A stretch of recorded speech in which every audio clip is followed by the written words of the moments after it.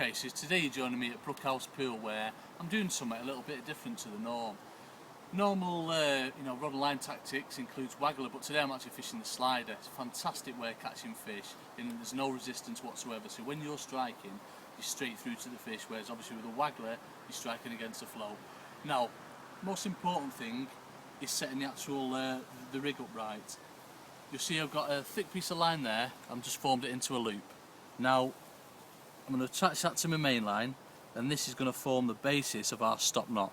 So the loop of the thick line, put it over through the loop so it's against your main line. So you see I've gone through once, twice, 3 times, 4 times, and then 5 times.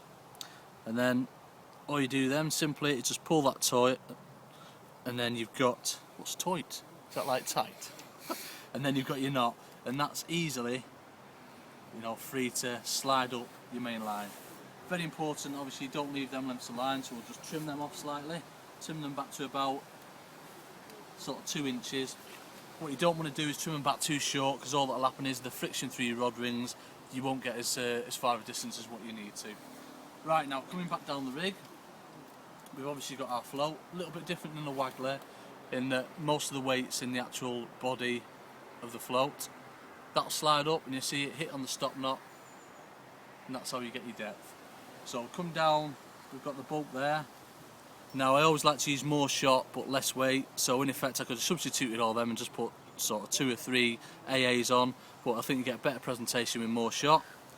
Now coming back down the line again, about a foot away from that, we've got a single number 10 dropper. Again, about 9-10 inches down, we've got another number 10 dropper. 9 or 10 inches down towards a hook, another number 10 dropper, and then I've got a hook length of 10 inches. So our bulk shot there is roughly sort of 3.5 foot away. Now obviously that's going down nice and quick to the fish, and then you've just got these 3 number 10s in, going nice and slow into play. It's a fantastic way of fishing. As I was saying at the start, it beats the waggler in that you're direct to the fish, you're not striking against a float. Now one more tip, plumbing up. What we need is a large shot, like an SSG.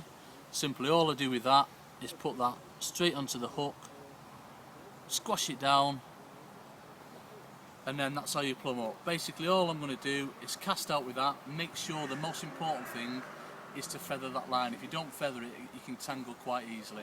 So make sure when you're casting out, feather it. Then obviously if the float disappears, I know I need to go deeper, and if I can see the float, then obviously I know I'm on the bottom.